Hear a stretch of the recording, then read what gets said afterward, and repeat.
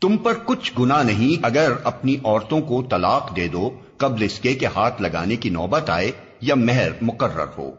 اس صورت میں انہیں کچھ نہ کچھ دینا ضرور چاہیے۔ خوشحال آدمی اپنی مقدرت کے مطابق اور غریب اپنی مقدرت کے مطابق معروف طریقے سے دے، یہ حق ہے نیک آدمیوں پر۔ اور اگر تم نے ہاتھ لگانے سے پہلے طلاق دی ہو لیکن مہر مقرر کیا جا چکا ہو تو اس صورت میں نصف مہر دینا ہوگا۔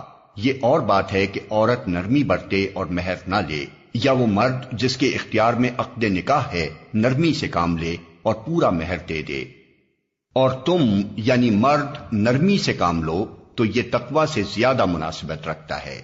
آپس کے معاملات میں فیاضی کو نہ بھولو، تمہارے اعمال کو اللہ دیکھ رہا ہے۔ اپنی نمازوں کی نگہداشت رکھو، خصوصاً ایسی نماز کی جو محاسن صلاۃ کی جامع ہو۔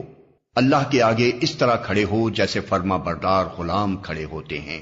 بد امنی کی حالت ہو تو خواہ پیدل ہو خواہ سوار، جس طرح ممکن ہو نماز پڑھو، اور جب امن میسر آ جائے تو اللہ کو اس طریقے سے یاد کرو جو اس نے تمہیں سکھا دیا ہے جس سے تم پہلے ناواقف تھے۔ تم میں سے جو لوگ وفات پائیں اور پیچھے بیویاں چھوڑ رہے ہوں ان کو چاہیے کہ اپنی بیویوں کے حق میں یہ وصیت کر جائیں کہ 1 سال تک ان کو نان و نفقہ دیا جائے اور وہ گھر سے نہ نکالی جائیں۔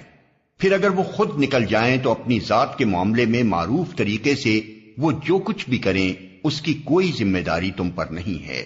اللہ سب پر غالب اقتدار رکھنے والا اور حکیم و دانا ہے۔